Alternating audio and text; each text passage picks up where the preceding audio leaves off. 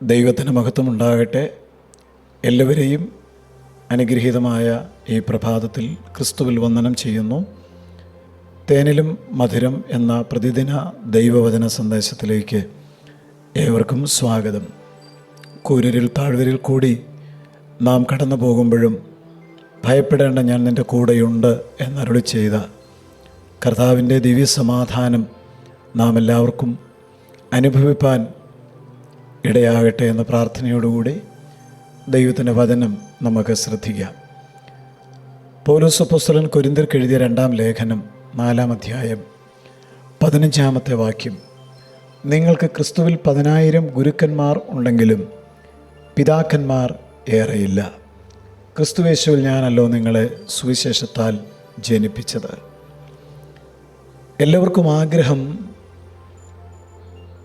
ഗുരുക്കന്മാരായി ഇരിക്കണമെന്നുള്ളതാണ്. ദാസനാകുവാൻ ആർക്കും ഇഷ്ടമില്ല.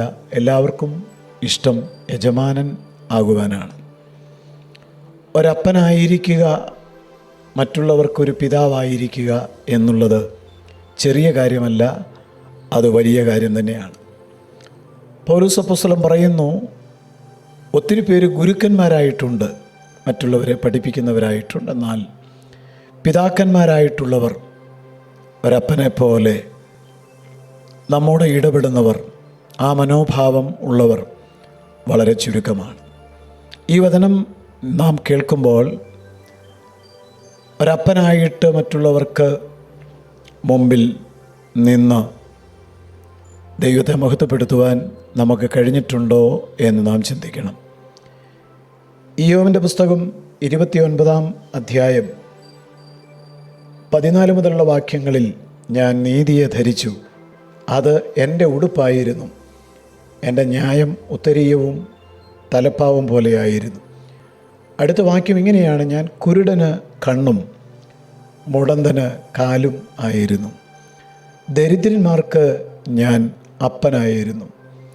ഞാൻ അറിയാത്തവൻ്റെ വ്യവഹാരം പരിശോധിച്ചു. നീതി കെട്ടവൻ്റെ അണപ്പല്ല് ഞാൻ തകർത്തു. അവൻ്റെ പല്ലിൻ്റെ ഇടയിൽ നിന്ന് ഇരയെ ഞാൻ പറിച്ചെടുത്തു. ഇന്ന് ദൈവം നമ്മിൽ നിന്ന് ഓരോരുത്തരിൽ നിന്നും ആഗ്രഹിക്കുന്നത് ദരിദ്രന്മാർക്ക്, മറ്റുള്ളവർക്ക്, അനാഥർക്ക് ഒരപ്പനായി നാം നിൽക്കണം എന്നുള്ളതാണ്. കുരുടന്മാർക്കൊരു കണ്ണായിട്ട് നാം നിൽക്കണം, മുടന്തന് ഒരു കാലായിട്ടും. ദരിദ്രന്മാർക്ക് ഒരു അപ്പനായിട്ടും നാം നിൽക്കേണ്ടതാണ്. ഒരു പിതാവ് തൻ്റെ മക്കളെ കരുതുന്നത് പോലെ മറ്റാരും കരുതുകയില്ല. ഒരധ്യാപകൻ ശമ്പളത്തിന് വേണ്ടിയാണ് ജോലി ചെയ്യുന്നത്. എന്നാൽ ഒരു പിതാവ് തൻ്റെ മക്കൾക്ക് വേണ്ടി കരുതുന്നത് യാതൊരു പ്രതിഫലവും ഇച്ഛിച്ചുകൊണ്ടല്ല. നാം മറ്റുള്ളവർക്കൊരു പിതാവായിരിക്കുന്നു എങ്കിൽ, പൗലോസ് അപ്പോസ്തലൻ 2 കൊരിന്ത്യർ 12-ാം അധ്യായം 14-15 വാക്യങ്ങളിൽ ഇപ്രകാരം പറയുന്നു: ഞാൻ നിങ്ങൾക്ക് ഭാരമായി തീരുകയില്ല. നിങ്ങൾക്കുള്ളതിനെയല്ല, നിങ്ങളെ തന്നെ ഞാൻ അന്വേഷിക്കുന്നു.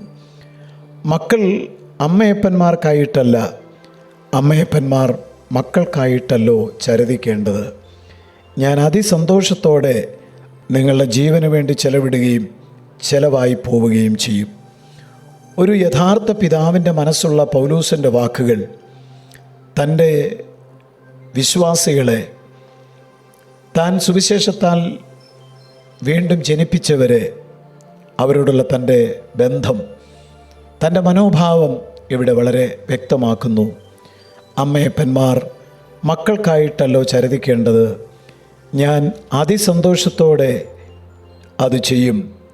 ഞാൻ നിങ്ങൾക്കുള്ളതിനെയല്ല, നിങ്ങളെ തന്നെ അന്വേഷിക്കുന്നു എന്നുള്ളത്.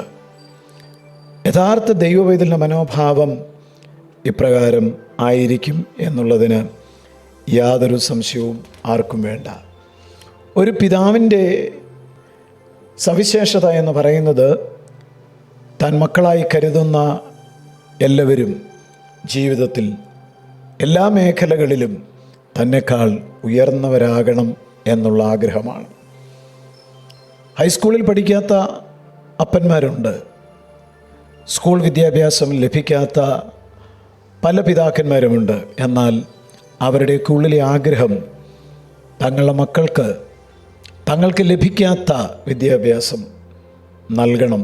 അതിനുവേണ്ടി എന്ത് ത്യാഗവും അനുഷ്ഠിക്കുവാൻ, ആ ലക്ഷ്യത്തിലേക്ക് തങ്ങളുടെ കുഞ്ഞുങ്ങളെ എത്തിക്കുവാൻ, അവരെ ബിരുദാനന്തര ധാരികളാക്കി തീർക്കുവാൻ അവർ കഠിനാധ്വാനം ചെയ്യും. തൻ്റെ മക്കൾ തന്നെക്കാൾ ഉയർന്ന നിലയിൽ, ഉയർന്ന പദവിയിൽ വളർന്നു വരുന്നത് കാണുമ്പോൾ ഒരു പിതാവിന് ഒരിക്കലും അസൂയ ഉണ്ടാകുന്നില്ല. വാസ്തവത്തിൽ സഭയ്ക്കകത്ത് അപ്പൻ്റെ മനസ്സുള്ളവരാണ് ആവശ്യമായിട്ടിരിക്കുന്നത്. മറ്റുള്ളവരെയെല്ലാം അപ്പൻ്റെ മനസ്സോടെ കാണുന്ന, അവർ തന്നെക്കാൾ വളരണം, ഉയരണം എന്ന് ആഗ്രഹിക്കുന്ന, സ്വാർത്ഥതയില്ലാത്ത, അസൂയയില്ലാത്ത ഒരു മനസ്സ് തീർച്ചയായിട്ടും യേശുക്രിസ്തുവിനെ സേവിക്കുന്ന എല്ലാവർക്കും ഉണ്ടാകേണ്ടതാണ്. അതുകൊണ്ടാണ് പൗലോസ് അപ്പോസ്തലൻ പറഞ്ഞത്, കൊരിന്ത്യ ലേഖനത്തിൽ 4-ാം അധ്യായം 15-ാം അധ്യായത്തിൽ 10,000 ഗുരുക്കന്മാരുണ്ടെങ്കിലും പിതാക്കന്മാർ ഏറെയില്ല. പഠിപ്പിക്കുവാൻ, മറ്റുള്ളവരെ ഭരിക്കുവാൻ, യജമാനനായിട്ട് ജീവിക്കുവാൻ എല്ലാവരും ഉണ്ട്. പക്ഷേ പിതാക്കന്മാർ ഏറെയില്ല. ദൈവത്തോട് നാം പ്രാർത്ഥിക്കണം ഒരപ്പൻ്റെ മനസ്സ് നമുക്കുണ്ടാകുവാൻ.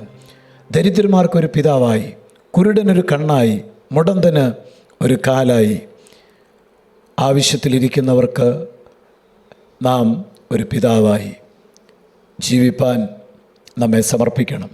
ക്രിസ്തു അങ്ങനെയായിരുന്നു, നാം അങ്ങനെ ആയിരിക്കണം എന്ന് അവിടുന്ന് ആഗ്രഹിക്കുന്നു. കർത്താവേ, അങ്ങയുടെ വചനപ്രകാരം ഒരു പിതാവിൻ്റെ മനസ്സുള്ളവരായി യേശു ജീവിച്ചതുപോലെ ജീവിക്കുവാൻ ഞങ്ങളെ സഹായിക്കണം. ക്രിസ്തു യേശുവിൻ്റെ നാമത്തിൽ തന്നെ ആമേൻ.